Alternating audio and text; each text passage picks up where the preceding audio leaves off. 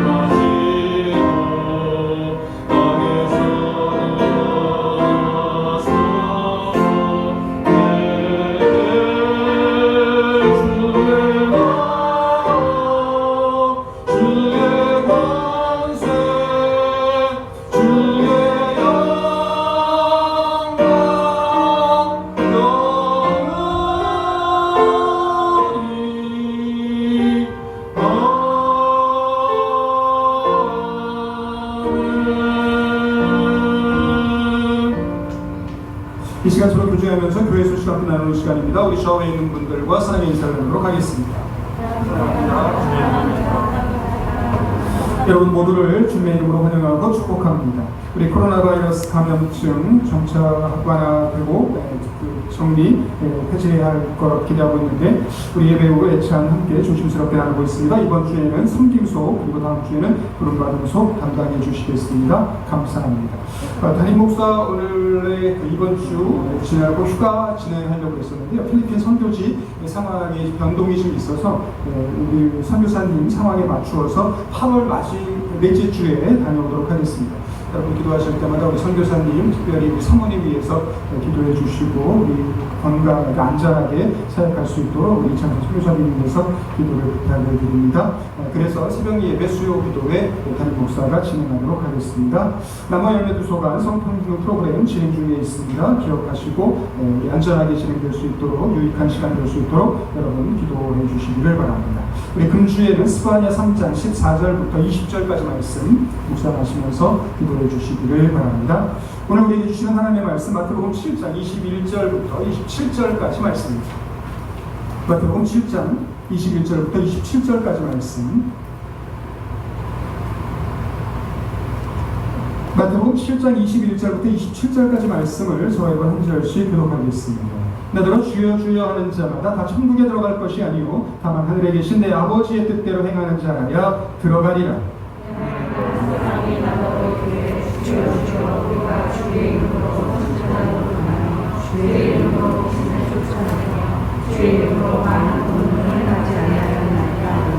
그때 내가 그들에게 밝히 말하되 내가 너희를 도무지 알지 못하니 불법을 행하는 자들아 내게서 떠나가라 하리라. 그러므로 누구든지 나의 말을 듣고 행하는 자는 그 집을 반석 위에 지은 지혜로운 사람 같으니 비가 내리고 창수가 나고 바람이 불어 그 집에 부딪히되 무너지지 아니하나니 이는 주축을 반석 위에 놓은 까닭이요. 나의 말을 듣고 행하지 아니하는 자는 그 집을 읽겠습니다. 비가 내리고 창수가 나고 바람이 불어 그 집에 부딪히매 무너져 그 무너짐이 심하리라. 최근에 조명된 드라마 중에 나의 해방일지라고 하는 드라마가 있습니다. 많은 사람들의 사랑과 관심 속에 조명이 된 드라마고 아직도 여러 사람들의 입에 회자되고 있는 드라마입니다. 이 드라마에 보면 해방을 원하는 다양한 사람들이 등장을 합니다. 그 사람들에게 작가가 주는 메시지가 있었다라고 생각이 되는데요. 드라마에 나오는 배우들의 입을 통해서 그 작가가 우리에게 일러주는 내 삶이 답답하다고 생각할 때 해방되기 위해서 제일 먼저 해야 되는 일이 뭐냐면 도대체 내 삶을 이렇게 답답하게 만드는 힘겨운 까닭이 무엇인가 짚어내야 된다고 이야기합니다. 내가 도대체 뭐 때문에 이렇게 힘이 들지? 내가 왜 이렇게 답답한지 까닭을 알지 못한 채 해방되려고 하는 건 안 되고 먼저 이거를 찾아내야 된다라고 이야기를 해요. 근데 저는 드라마를 보면서 또 다른 방법이 있다고 생각했는데 실은 저에게는 두 번째가 더 중요했습니다. 그게 뭐냐면요. 까닭이 충분한 미움 멈춤입니다. 드라마의 입을 통해 그 배우의 입을 통해서 하는 이야기 중에 내 인생에 강아지가 너무 많았다고 이야기합니다. 물론 극 중에서는 그렇게 표현하지 않습니다. 강아지 대신에 다른 표현을 내 인생에 강아지 같은 사람들이 너무 많았다는 거예요. 그래서 그 사람들을 미워하느라고 내가 애써 시간들을 보냈는데 이제 그 모든 강아지들을 다 밀어내기로 했다. 그리고는 이제 사랑만 하며 살기로 했는데 특별히 작가가 사랑이라는 말 대신에 추앙이라는 단어를 소개를 합니다. 그리고 환대라고 하는 단어를 써요. 저는 이 추앙과 환대를 보면서 까닭이 충분한 미움을 멈추는 것이 내가 해방을 얻고 행복하게 사는 비결이라고 생각했습니다. 드라마에 나오는 사람들뿐만 아니라 저에게도 그리고 여러분들에게도 우리 인생에 강아지와 같은 존재들이 많이 있습니다. 그리고 내가 그 사람을 미워할 만한 충분한 이유도 있습니다. 그냥 아무 이유 없이 싫은 게 아니고요. 그 사람이 나에게 했던 말, 그 사람이 나에게 했던 행동, 그 사람이 나에게 저지른 일들을 생각하면 내가 얼마든지 미워할 수 있습니다. 근데 그런 사람들 다 미워하면서는 해방할 수 없고요. 내가 까닭이 충분한 미움을 멈춰야 된다라고 이야기합니다. 여자 주인공 이름이 미정이에요. 모든 인간관계는 노동이라고 생각하는 사람. 사람하고 얽히는 게 싫습니다. 얽히면 상처받고, 얽히면 피해보고, 그렇게 살고 있던 그 여자 주인공이 남자 주인공에게 그런 이야기를 합니다. 사랑으로는 안 되고요. 자기 자신을 추앙하라고 이야기합니다. 그러면서 자기도 그 상대방을 추앙하겠다고 이야기합니다. 사랑과 추앙이 어떻게 다른 거냐면 그 대사예요. 당신이 잘 돼서 날아갈 것 같으면 기쁘게 날려보내줄 거고 당신이 바닥을 긴다고 해도 쪽팔려 하지 않을 거고 인간 대 인간으로 응원만 할 거라고 이야기합니다. 당신이 나에게 잘해줬기 때문에 내가 잘해줄 거고 당신이 나에게 서운하게 하면 나도 그렇게 할 거고 아니고 나는 당신을 응원만 할 거야. 당신이 어떻게 하든지 나에게 어떻게 대하든지 관계없이 나는 그저 당신을 응원하고 지지할 거라고 그러면서 당신은 나의 성역이라고 해요. 미워하지 않겠다. 당신이 무슨 짓을 한다고 하든지 그냥 나는 나대로 내 삶의 사랑을 실천하겠다라고 이야기합니다. 남자 주인공은 알코올 중독자예요. 맨정신으로는 도저히 자기를 미워하는 사람들 그리고 자기에게 상처를 입힌 사람들을 감당할 수 없어서 그 기억들을 잊기 위해서 아침부터 술을 마셔야만 버틸 수 있는 사람. 그 알코올 중독으로 버티고 있는 구씨에게 미정이 그런 이야기를 하죠. 아침마다 찾아오는 그 사람들한테 그렇게 웃어줘. 그리고 환대해라고 이야기합니다. 환대라고 하는 말은 기대하지 않았던 호의입니다. 저는 그걸 까닭이 없는 호의라고 생각하고 싶습니다. 왜 내 삶이 힘드냐면 누군가에게 호의를 베풀면서 내가 대가를 생각합니다. 내가 이만큼 했으니까 그 사람도 나에게 때가 되면 이렇게 할 거라고 생각합니다. 근데 그 사람이 그렇게 하지 않으면 그리고 그렇게 내가 생각했던 만큼 나에게 고마워하지 않으면 서운하고 섭섭하고 제가 드라마를 보면서 나도 그렇게 환대하며 살아야 되겠다고 생각했어요. 내 인생이 왜 힘들었냐면 내가 누군가에게 뭔가를 해주면서 그 사람도 당연히 나에게 이렇게 해줘야 된다고 생각합니다. 그리고 그 사람이 그렇게 하지 않을 때 내가 희생했다고 생각합니다. 그러니까 억울해지는 거예요. 내 삶. 내가 여태까지 보냈던 시간. 그러면서 내 삶을 힘들게 하고 답답했었다라고 생각이 들었어요. 이 드라마도 좋았는데요. 실은 저는 이 똑같은 작가거든요. 이 작가가 전에 썼던 드라마가 나의 아저씨라는 드라마였어요. 근데 저는 이 드라마가 훨씬 더 좋았습니다. 나의 아저씨라고 하는 드라마에 보면 남자 주인공이요, 직업이 뭐냐면 구조기술사입니다. 근데 사람들이 착각을 해요. 구조기술사는 건축사, 설계하는 사람 아니냐라고 이야기하는데 정확하게 짚어줍니다. 아니, 나는 건축사 아니고 구조기술사. 건축사는 디자인하는 사람이고 구조기술사는 디자인대로 건물이 나오려면 어떤 재료로 어떻게 만들어야 안전한가 계산하고 또 계산하는 사람, 말 그대로 구조를 짜는 사람. 건물이 무너지지 않도록 잘 그거를 만들 수 있도록 재질은 뭘 써야 되고 어떤 식으로 만들어야 되는지를 알려주는 사람이 구조기술사예요. 근데 이 사람이 그런 거예요. 모든 건물은 외력과 내력의 싸움이야. 바람, 하중, 진동 있을 수 있는 모든 외력을 계산하고 따져서 그거보다 세게 내력을 설계하는 거예요. 항상 외력보다 내력이 세게. 인생도 어떻게 보면 외력과 내력의 싸움이고 무슨 일이 있어도 내력이 세면 버티는 거야 라고 얘기해요. 제가 이 드라마를 보면서 인생을 살아내는 비결이 여기에 있구나 생각했어요. 우리의 인생이 무너지는 건 외력이 세기 때문이 아닙니다. 코로나와 같은 감염병 때문에 아니면 경제적인 문제 때문에 여러 가지 어려움 때문에 우리의 인생이 무너지는 게 아니고요. 그 외력을 버틸 수 있는 내력이 내 안에 없으면 무너집니다. 외력과 상관없이 내가 내력이 없으면, 내 안에 힘이 없으면 나는 언제든지 무너지고 넘어질 수밖에 없어요. 저는 오늘 말씀을 통하여 여러분들에게 여러분들이 이 인생을 버텨낼 수 있는 내력이 무엇인지 깨닫는 은혜가 있기를 소원합니다. 그리고 그 은혜로 말미암아 여러분들이 이 세상 사는 동안에 어떤 일들을 만나든지 간에 외력에 무너지는 인생이 아니라 외력 가운데도 버티는 인생, 이기는 인생 살아가실 수 있게 되시기를 주님의 이름으로 기원합니다. 저는 여러분들에게 이 말씀을 소개하고 싶습니다. 로마서 1장 17절 말씀 읽어보겠습니다. 시작. 복음에는 하나님의 의가 나타나서 믿음으로 믿음에 이르려나니 하나님 기록된 바 오직 의인은 믿음으로 말미암아 살리함과 같으리라. 아멘. 자, 이제 여러분들이 눈치채셨을 거예요. 우리의 인생을 버티는 내력 뭐예요? 믿음이에요. 믿음. 요한일서 5장 4절도 같은 말씀입니다. 읽어보겠습니다. 시작. 무릇 하나님께로부터 난 자마다 세상을 이기느니라. 세상을 이기는 승리는 이것이니 우리의 믿음이니라. 라고 했습니다. 자, 외우십시오. 자, 우리의 내력 뭐예요? 믿음이에요. 자, 이제 목사가 해야 되는 일은 뭐냐면 그럼 도대체 믿음이 뭐냐? 그리고 어떻게 사는 게 믿음의 삶이냐? 라고 하는 걸 이제 여러분들에게 소개해 드릴 거고 여러분들이 이 말씀을 묵상하시고 여러분의 삶에 적용하실 수 있기를 원하는 거예요.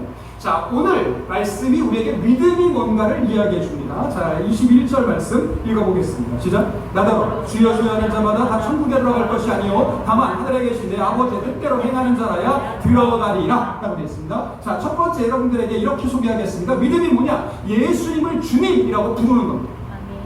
이게 믿음의 시작입니다. 자, 이렇게 하지 않으면 그러면 믿음을 가질 수가 없습니다. 그러니까 무조건 이건 전제입니다. 예수님을 주님이라고 고백하고 주님이라고 믿어야 됩니다. 주 그러면 주인, 선생님, 마스터인데요. 특별히 이런 뜻이 있습니다. 내 삶의 절대적 권리를 행사하는 분이라는 뜻입니다. 내 인생의 모든 결정은 누가 하세요? 주님이 하십니다. 그러면 내가 무슨 일 하기 전에 누구한테 물어봐야 돼요? 주님한테 물어봐요. 이게 예수님을 주님이라고 고백합니다. 여러분들이 무슨 일 결정하기 전에 예수님한테 묻는 것, 그리고 예수님의 뜻대로 하는 것, 이게 예수님을 주님이라고 부르는 거예요.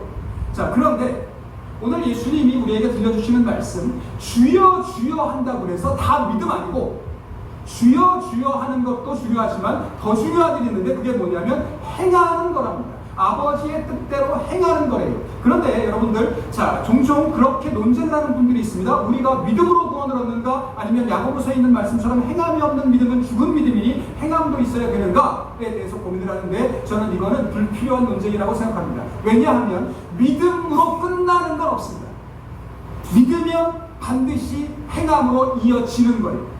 나중에 다시 말씀드리겠지만 주여 주여 한다고 하는 것이 단순히 입술로만 내가 예수님을 주님이라고 부르는 게 아니라는 겁니다. 오늘 말씀 보시면 자 22절 말씀, 이제 이 예수님을 주님이라고 부르는 사람들이 한 일이 나옵니다.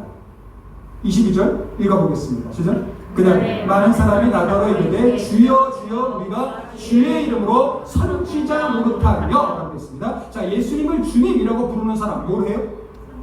선지자 노릇을 합니다. 자, 선지자라고 하면 지난 시간에 말씀드린 것처럼 참 선지자, 거짓 선지자를 말씀드리면서 하나님을 대신하여 말씀을 전하는 사람입니다. 그런데 주의 이름으로 선지자 노릇을 했습니다. 그러니까 제가 볼 때 주의 이름으로 선지자 노릇을 했다는 것은 주님의 말씀을 전했다는 거고요. 주님을 대신해서 전했다는 것이기 때문에 이 사람은 거짓 선지자가 아니라 참 선지자라고 자신을 생각한 겁니다. 주여 주여 하는 사람이에요.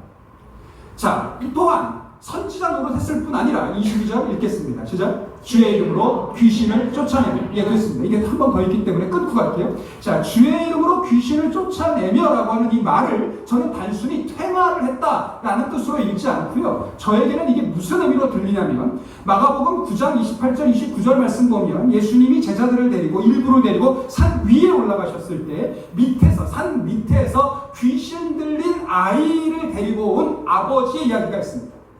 남은 제자들에게 예수님의 제자들에게 부탁을 했을 때 그들이 고치지 못합니다. 그리고 예수님이 내려오셔서 고쳐주셔요. 그랬더니 제자들이 묻죠. 왜 예수님은 하셨는데 우리는 못했나요? 라고 물었더니 예수님께서 이렇게 대답하셨어요. 마가복음 9장 28절 29절 이어서 읽겠습니다. 시작. 집에 들어가시니 제자들이 조용히 묻자오되 우리는 어찌하여 능히 그 귀신을 쫓아내지 못하였나이까? 이르시되 기도 외에 다른 것으로는 이런 종류가 나갈 수 없느니라 하시니라 라고 되어 있습니다. 그래서 저는 이 말씀을 읽으면서 무슨 생각을 했냐면, 자, 귀신을 내어 쫓는다 라고 하는 것, 뭐 하는 사람이에요?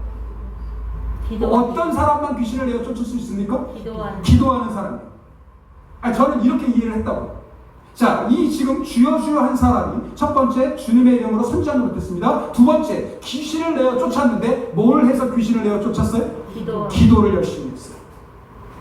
이게 주여 주여 하는 사람이었습니다. 세 번째 22절 다시 읽겠습니다. 시작. 주의 이름으로 귀신을 쫓아내며 주의 이름으로 많은 권능을 행하지 아니하였나이까 하리니 라고 되어 있습니다. 권능, dynamis 그러면요, 이게 하나님의 능력으로 이루어지는 겁니다. 사람의 힘으로 하는 게 아니에요. 그래서 사도행전 6장 말씀 보면, 자, 이 권능은 어떤 사람이 행하는가? 6장 8절 읽겠습니다. 시작. 스데반이 은혜와 권능이 충만하여 큰 기사와 표적을 민간에 행하니 라고 했습니다. 이적을 행하려면, 권능을 행하려면 은혜가 충만해야 됩니다. 은혜가 충만하기 때문에 기사와 표적을 통해서 믿음을 생기게 합니다. 그런데 자, 이렇게 주님의 이름으로 선지자 노릇도 했고요, 기도를 통해서 귀신도 내어 쫓았고요, 은혜가 충만해서 많은 권능을 행한 사람에게 예수님이 말씀하십니다. 23절 읽어보겠습니다. 시작. 그때 내가 그들에게 밝히 말하되 내가 너희를 도무지 알지 못하니 라고 했는데요. 도무지 알지 못한다라는 이 말이, 먼저 안다라고 하는 말은 인격적으로 아는 거예요. 근데 저한테는 이게 안다라는 말보다 더 충격적인 게 뭐였냐면 도무지 알지 못한다. 문자적인 의미로 보면 한 번도 너랑 사귀어본 게 없다. 한 번도.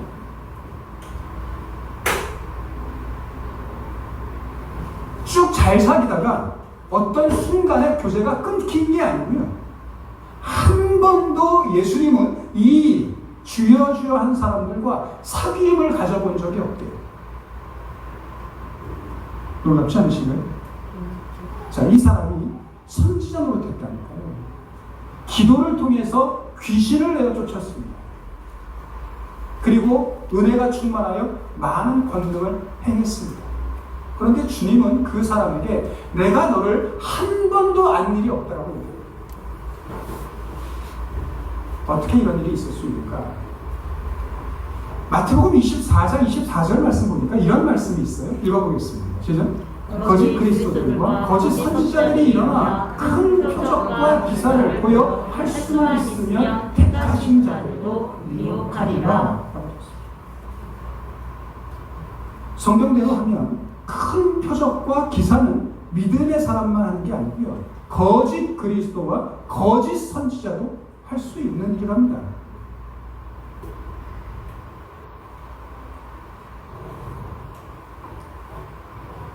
어떤 차이가 있는 건가? 요한복음 17장 3절 말씀 읽어보겠습니다. 시작.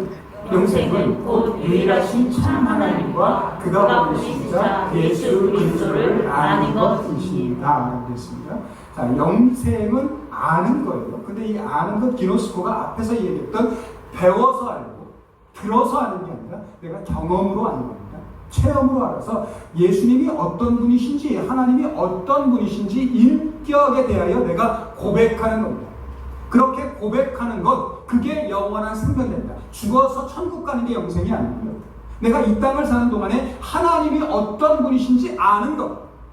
코로나가 유행을 해도 하나님은 선하시고 하나님은 인자하시고 하나님은 은혜가 풍성하신 하나님이라고 고백하실 수 있다면 저와 여러분이 이미 영생을 얻은 줄로 믿습니다. 아멘. 그런데 내가 신앙생활 그렇게 오래 했지만 어려운 일이 생기면 하나님 나를 버리셨나 보다. 내가 조금만 힘든 일이 생기면 하나님이 나를 지금 괴롭게 하시나 본가 보다 라고 생각하고 있다면 우리는 영생과는 상관없는 사람. 그런데 영생이라고 하는 것, 이렇게 교제를 누리면 우리에게 주시는 은혜가 있습니다. 자, 요한복음 3장 36절 읽어보겠습니다. 시작. 아들을 믿는 자에게는 영생이 있고 아들에게 순종하지 아니하는 자는 영생을 보지 못하고 도리어 하나님의 진노가 그 위에 머물러 있느니라 라고 했습니다. 자, 영생을 얻었는가 그렇지 않은가를 구별하는 기준이 있습니다. 내 삶에 뭐가 있으면? 순종이 있습니다. 내 삶에 순종이 있으면 하나님의 말씀에 기쁘게 순종하는 사람은 하나님이 어떤 분이신지를 깨달은 사람이고 그는 하나님을 알기 때문에 영생을 얻은 사람입니다. 그런데 여전히 하나님의 말씀에 대해서 쭈뼛거리게 되고 멈추게 되고 내가 뭔가 손해를 보는 것 같고 하나님의 말씀을 따라 사는 건 어리석은 것 같고 그래서 이것저것 생각해야 된답니다. 그러면 우리는 영생을 얻지 못한 사람이다 라고 이야기를 하고 있습니다. 자, 그러면서 결론으로 이야기하십니다. 24절 읽어보겠습니다. 시작. 그러므로 누구든지 나의 이 말을 듣고 행하는 자는 그 집을 반석 위에 지은 지혜로운 사람 같으리니 라고 했습니다. 자, 이 사실을 깨닫고 하나님의 말씀에 순종하는 것이 복되고 하나님의 말씀에 순종하는 것이 영생을 얻는 방법이다 라고 하는 사실을 깨달았다면 그러면 이 말을 듣고 어떻게 해야 돼요? 행해야 돼요. 자, 행한다고 하는 게 어떤 건가를 오늘 여러분들에게 말씀을 드리려고 하는 겁니다. 자, 행하는 자는 그 집을 반석 위에 세운 지혜로운 사람과 같다라고 이야기합니다. 여기서 이야기하는 지혜롭다라고 하는 건요, 똑똑하다라는 뜻이 아닙니다. 많이 안다라는 뜻이 아니고요, 신중하고 현명하다는 거예요. 경험을 통해서 지혜로운 사람이 됐다는 겁니다. 통찰력 있는 사람이 되었다라는 뜻이에요. 자, 이 사람이 왜 지혜롭습니까? 25절 읽어보겠습니다. 시작. 비가 내리고 창수가 나고 바람이 불어 그 집에 부딪히되 무너지지 아니하나니 이는 주추를 반석 위에 놓은 까닭이요 라고 되어 있습니다. 자, 내가 믿음의 사람입니다. 지혜로운 사람입니다. 자, 믿음의 사람이고 지혜로운 사람인데 내가 지은 집에 창수가 나고 비가 나고 바람이 불 수 있나요? 네. 있습니다. 있잖아요.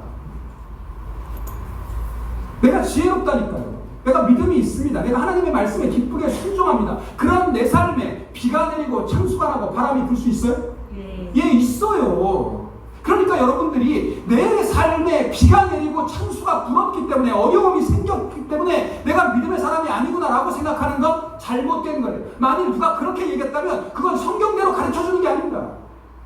믿기만 하면 어려운 일은 없습니다. 믿기만 하면 불행은 사라집니다. 믿기만 하면 여러분들의 삶에 형통한 삶이 이루어집니다. 라고 얘기를 한다면 그건 성경적으로 가르치는 참 선지자가 아니라고요. 내가 믿음의 사람이고 말씀에 순종하지만 내가 지은 집에 비가 내릴 수 있습니다. 창수가 날 수 있다니까요. 바람이 불 수 있습니다. 그래서 그 집에 부딪힙니다. 하지만 저와 여러분이 믿는 게 있습니다. 절대 무너지지 않아요. 우리가 믿음으로 집을 지으면 무너지지 않는다고요. 왜 안 무너지게 해요?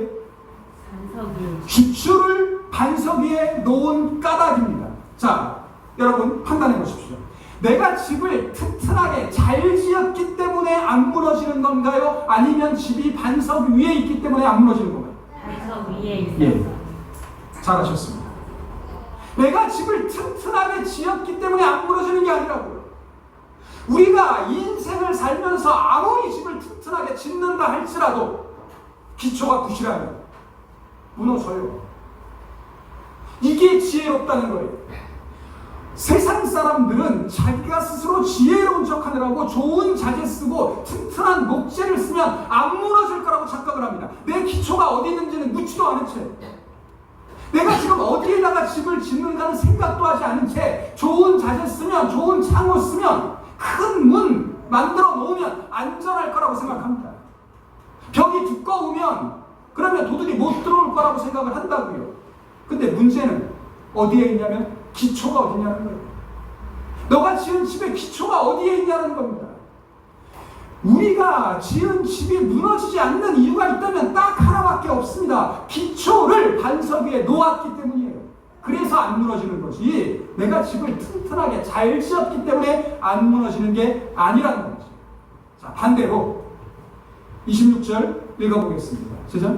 나의 이 말을 듣고 행하지 아니하는 자는 그 집을 모래 위에 지은 어리석은 사람 같으리니 라고 했습니다. 자, 지혜로운 사람이 현실 감각이 있는 현명한 사람이라고 한다면, 어리석은 사람은 미련한 사람입니다. 둔한 사람입니다. 그런데 이 사람은 집을 어디에 지어요? 모래. 네, 모래에 지어요. 모래 땅입니다. 제가 말씀을 묵상하다가 제일 많이 고민했던 부분이 이거예요. 자, 여러분이 만약에 집을 짓는다고 생각해 보시라. 집을 지을 거거든요. 건축비는 생각하지 마시고 짓기만 하면 됩니다. 자재들 다 있고. 어디에 지으시려고? 1번 반석 위에, 2번 모래 위에. 반석 위에. 도대체 모래 땅 위에 집을 짓는 사람의 생각은 무슨 생각이죠? 이게 너무 궁금했어요.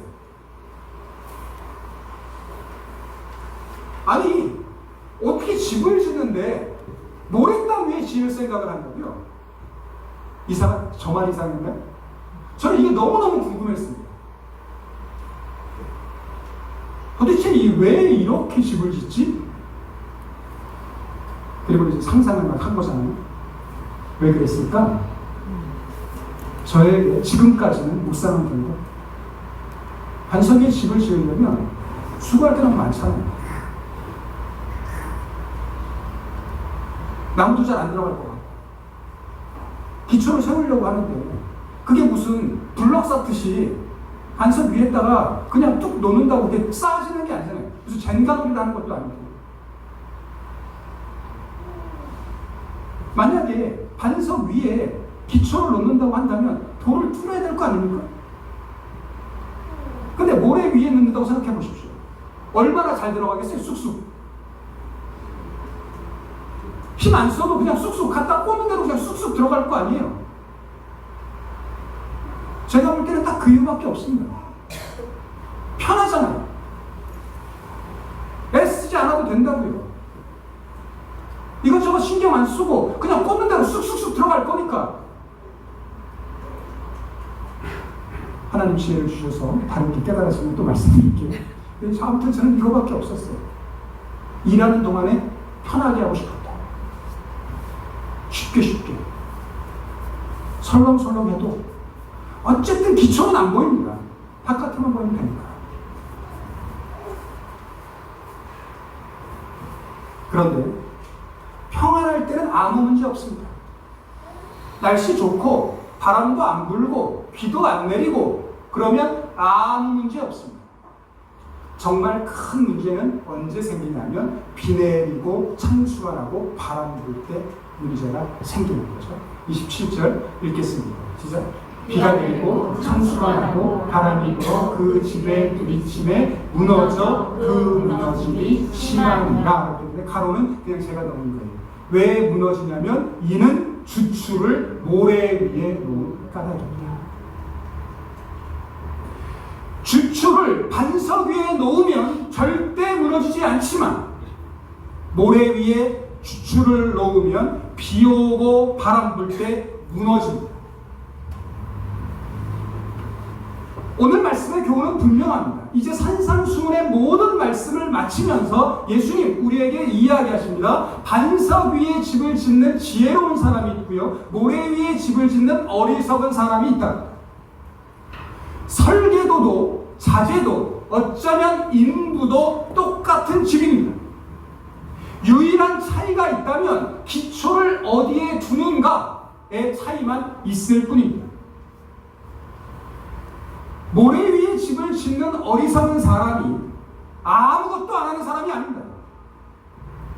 저는 앞에 있는 말씀의 결론이기 때문에 이 모래 위에 집을 짓는 어리석은 사람이 한 일을 이렇게 꼽고 싶습니다.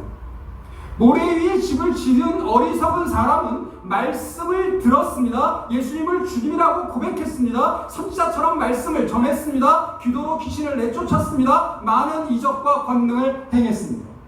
다시 말씀드릴까요? 모래 위에 집을 짓는 어리석은 사람은 집회 참석 열심히 했습니다. 신앙 고백도 있었습니다. 때때로 전도도 했습니다. 기도도 열심히 했습니다. 능력도 있었습니다. 그런데 어리석은 사람. 저는 오늘 여러분들이 오해하지 않기를 원합니다. 모래 위에 집을 짓는 사람들은 이런 거 안 한 사람인가 봐. 이런 거 안 했기 때문에 지금 예수님이 뭘 하라고 하시나 봐. 라고 착각하지 않게 되시기를 바랍니다. 다시 말씀드릴게요. 주여 주여 한다고 하는 사람이 해야 되는 일이요, 이런 거라고요. 주여 주여 하는 사람은 말씀을 듣습니다. 예수님을 주님으로 고백합니다. 선지자처럼 말씀을 전합니다. 기도로 귀신을 내쫓습니다. 많은 이적과 권능을 행합니다. 목사님, 저는 이런 거 안 하는데? 예, 그러면 나는 주여 주여 하는 사람이 아닙니다. 만일 내가 말씀 듣는 일에 게으르거나 예수님을 주님으로 고백하지 않거나 내가 기회를 얻어 전도를 하지 않는다거나 기도를 하지 않는다거나 아니면 기도의 능력을 발휘하지 못한다거나 기도할 때마다 하나님 주시는 평안을 누리지 못한다면 그러면 여러분들이 정직하게 대답하셔야 돼요. 아, 내가 주님이라고 인정하지 않는구나. 예수님을 주님이라고 인정하지 않는 까닭에 문제만 생기면 내가 이렇게 불안하고 두려워하는구나 라고 인정하셔야 된다고. 종종 어떤 사람들이 이 말씀 잘 들으라고 하시는 말씀인가 봐, 전도하라고 하시는 말씀인가 봐, 기도하라고 하시는 말씀인가 봐, 그러면서 안심하는 분들이 있죠. 나는 이렇게 말씀도 듣고 있으니, 그리고 나는 말씀 묵상도 하고 나는 기도도 하고, 그러니 나는 이 말씀과 상관없는 사람인가 봐 라고 생각하는데, 아니요, 제가 볼 때는 아니고요. 오늘 예수님께서 말씀하신 주여 주여 하는 사람들이 다 이런 거 한 사람들입니다. 근데 주여 주여 하는 사람들 가운데 기초가 반석이 아니라 모래인 사람들이 있다는 거예요. 그러면 도대체 모래 위에 세운다고 하는 게 어떤 뜻입니까? 고린도전서 3장 10절과 11절을 여러분들에게 소개하겠습니다. 읽어보겠습니다. 시작. 내게 주신 하나님의 은혜를 따라 내가 지혜로운 건축자와 같이 터를 닦아둠에 다른 이가 그 위에 세우나 그러나 각각 어떻게 그 위에 세울까를 조심할지니라. 이 닦아둔 것 외에 능히 다른 터를 닦아둘 자가 없으니 이 터는 곧 예수 그리스도라. 아멘. 오늘 예수님께서 하시는 말씀, 지혜로운 자는 집을 반석 위에 짓는다. 저는 고린도전서 3장 11절의 말씀을 긁고 저와 여러분이 우리의 믿음의 집을 세워야 될 기초가 예수 그리스도 외에는 없다고 믿습니다. 아멘. 그러면 어떤 사람이 집을 모래 위에 짓는 사람입니까? 예수 그리스도가 터가 되지 않고 내 노력이, 내 공로가 내 믿음의 터가 되는 사람이 있습니다. 예수 그리스도의 은혜가 내 믿음의 터가 되는 게 아니고 내 노력과 내 수고와 내 공로가 내 믿음의 기초가 됩니다. 내가 집회 참석 이렇게 열심히 하니 내가 얼마나 괜찮은 믿음의 사람입니다. 내가 이렇게 육신적으로 피곤하고 힘든데에도 새벽 기도하고 기도 생활을 안 놓치고 있습니다. 내가 얼마나 괜찮은 사람. 내가 기도할 때마다 내 가족, 내 자식만 위해 기도하지 않고 전도 대상자 기억하면서 기도하고 있으니 얼마나 괜찮은 사람인가. 우리 교회도 넉넉하지 않지만 필리핀 선교사님 이야기 듣고 필리핀 선교사님 어떻게 하면 도울 수 있을까 생각하니 나는 얼마나 괜찮은 목사인가. 한 주만 그랬답니다. 근데 하나님 정말 다양하게 완벽하게 삶을 이루시는 것처럼 그런 저를 깨닫게 하기 위해서 막으셨다고 생각이 듭니다. 한 달 동안 더 기도해 가고 어떤 마음으로 네가 가고 있는지, 도대체 무슨 생각으로 가려고 했는지, 정말 그 땅에 복음을 위해서 그 선교사님 사역을 위해서 가려고 한 건지, 아니면 네가 얼마나 괜찮은 목사인지 알려주기 위해서 그래서 가려고 하는 마음은 없었냐? 하나님 그렇게 물으시는 것 같아요. 도대체 무슨 마음으로 선교하려고 하는지. 선교하기 때문에 저는 아무런 문제가 없다고 생각했습니다. 당연히 하나님 기뻐하시는 일이지. 그런데 아닐 수도 있다고 하나님 저한테 말씀하셔요. 그거 네 사람으로 만들면 내가 너를 도무지 알지 못한다 얘기하겠다. 네가 어떤 수고를 했겠지. 예수님이 우리의 믿음의 터가 된다고 하는 일이 도대체 무슨 뜻입니까?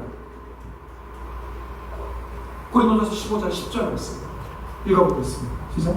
그러나 내가 받은 것은 하나님의 은혜로 된 것이니 내게 주신 그의 은혜가 헛되지 아니하여 내가 주신 사랑보다 수고하였으나 내가 한 것이 아니요 오직 나와 함께 하신 하나님의 은혜로라. 아멘.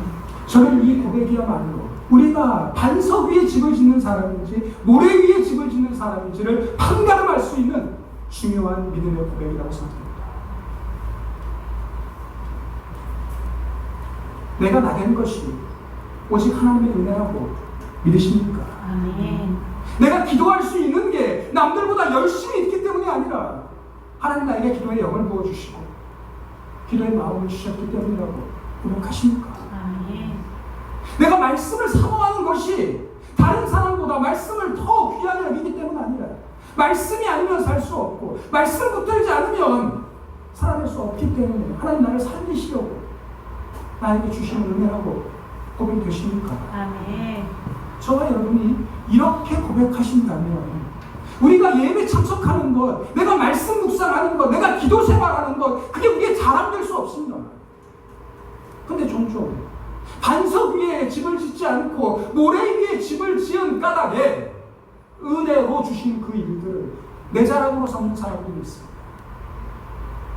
내가 얼마나 예배 참석 잘하는지, 내가 얼마나 기도 많이 하는지, 내가 얼마나 말씀 많이 읽는지, 그 모든 일들 주님이 우리를 심판하시는 거예요. 내가 너를 한 번도 한 적이 없다 말씀하신다는 거예요. 원하기는 우리 사랑하는 독립문교회 여러분 모두가 주님이 우리를 심판하시는 날 내가 너 안다, 참 수고했다, 잘했다 칭찬받게 되시기를 주님의 이름으로 기원합니다. 네. 그러기 위해서 저와 여러분이 고백하셔야 되는 믿음의 고백이 있다면 오직 나의 나된 것은 주의 은혜라. 네. 하나님 은혜로 나를 붙잡아 주셔서 하나님 은혜로 나를 이끄셔서 내가 여기까지 이르렀고 하나님 은혜로 나를 살리시기 위해서 오늘도 말씀을 들려주시고 기도하게 하시고 감동 주시니 그 주시는 들려주시는 음성에 기쁘게 순종하며 살아가시는 저와 여러분들 다 되시기를 주님의 이름으로 기원합니다. 아멘. 내 육신의 자랑입니다. 오직 예수가 우리의 자랑이 되고 하나님이 나의 자랑이 되고 여러분의 삶을 통하여 하나님의 은혜를 증거하고 예수 그리스도를 자랑하며 살아가시는 저와 여러분들 다 되시기를 주님의 이름으로 기원합니다. 아멘. 찬송가 213장 보시면서 준비하신 내용을 봉헌하겠습니다.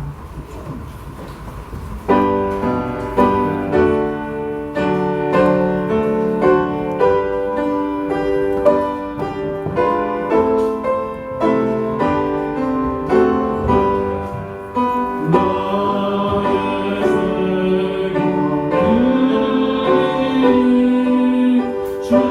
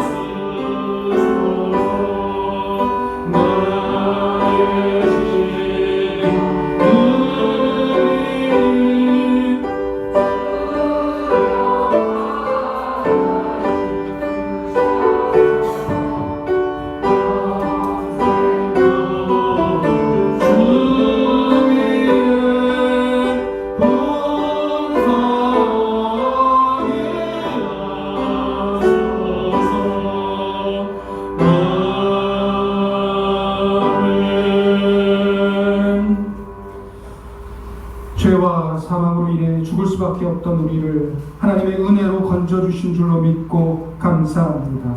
하나님, 우리가 구원받을 만한 행위와 구원받을 만한 공로가 있기 때문에 하나님의 자녀된 것 아니고 오직 예수 그리스도의 십자가의 보혈로 말미암아 우리가 구원에 이르게 되었음에도 불구하고 하나님, 때때로 우리가 교만하여서 마치 구원의 공로가 내게 있는 양, 하나님, 내 수고와 내 노력으로 구원을 얻은 것인 양 하나님 착각하며 살지 않게 되기를 소원합니다. 오직 나의 다 된 것은 주의 은혜인 줄로 고백하게 하셔서 하나님, 우리가 무슨 일하든지 예수가 우리의 자랑이 되게 하시고 하나님이 나의 찬양의 주인이 될 수 있도록 하나님, 우리 마음을 주장하여 주시옵소서. 하나님, 우리 독립목교회 성도 모두가 하나님 바르게 믿어 구원의 길에서 나고하지 않게 되기를 원합니다. 오직 주님만 바라보고 믿음의 여정 잘 마친 이후에 주님께서 우리를 심판하시는 날 참 잘하였다 칭찬받을 수 있도록 하나님 깨어 기도하게 하시고 말씀을 읽을 때마다 주의 뜻이 분별되게 하시되 성령님 우리의 마음을 주장하여 주셔서 하나님, 우리가 억지로 순종하는 사람 아니라 기쁜 마음으로 자원하여 하나님 우리에게 들려주시는 음성에 순종하며 살아갈 때에 하나님, 그렇게 기쁘게 신앙생활하는 우리의 모습을 통하여 우리 주위에 있는 사람들이 하나님의 사랑과 하나님의 은혜를 알아갈 수 있도록 우리를 은혜의 통로로 사용하여 주시옵소서. 하나님, 간절히 원하고 필요하게 사랑하는 지체들 가운데 건강의 은혜가 필요한 성도들이 있습니다. 특별히 우리 믿음의 어르신들 하나님이 더운 여름에 건강이 상하지 않도록 하나님 지켜주시고 우리의 마음에 평화를 허락하여 주셔서 날마다 우리가 기쁨과 감사함으로 하나님 앞에 영광 돌리게 하시고 때때로 우리 인생에 어려운 일들을 만나게 되지만 하나님, 그 일들 기도의 제목으로 삼아 기도할 때에 풍성한 기도의 응답을 통하여 하나님의 사랑과 하나님의 은혜를 날마다 누리며 살아갈 수 있는 우리 복된 성도들 되게 하여 주시옵소서. 우리 사랑하는 자녀들을 축복하며 기도합니다. 우리의 자녀들이 우리보다 예수가 잘 믿는 믿음의 세대가 되게 하시고 이 혼탁한 시대에 세상을 본받지 않고 뜻을 정하여 하나님의 나라를 위하여 하나님의 영광을 위하여 살아갈 수 있는 우리 귀한 자녀들이 되게 하여 주시옵소서. 우리에게 주신 은혜를 기억하며 하나님 앞에 물질을 드립니다.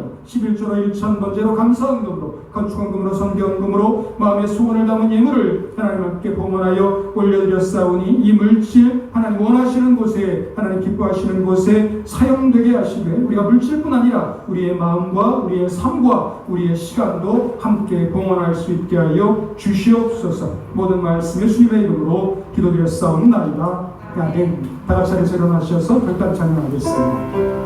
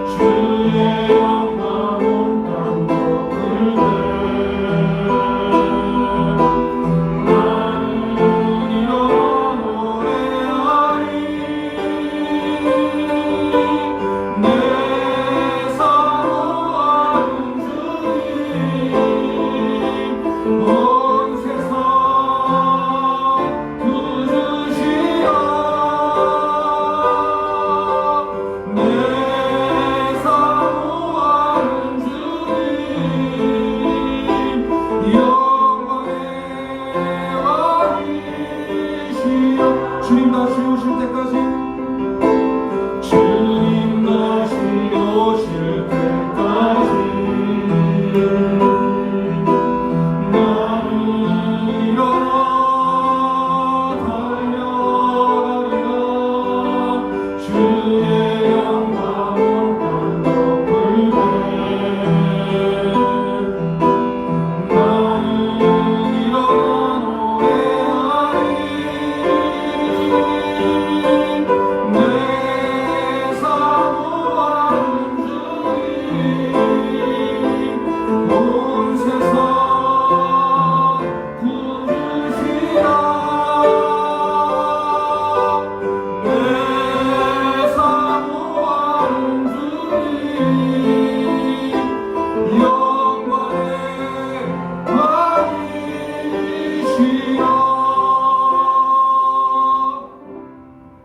이제는 우리 주 예수 그리스도의 은혜와 하나님 아버지 지나신 사랑하심과 성령님의 감화와 감동하심, 주님 오시는 날까지 우리에게 맡겨주신 사명의 길, 믿음의 길, 오직 은혜로, 오직 주님의 능력으로 걸어 주님 이 땅에 오시는 날 주님 앞에서 우리의 수고와 우리의 노력 하나님이 인정하시고 하나님 앞에 상받기 원하는 우리 모든 성도들 머리머리 위에 지금부터 영원까지 함께 하시옵기를 주님의 이름으로 축원하옵나이다. 아멘.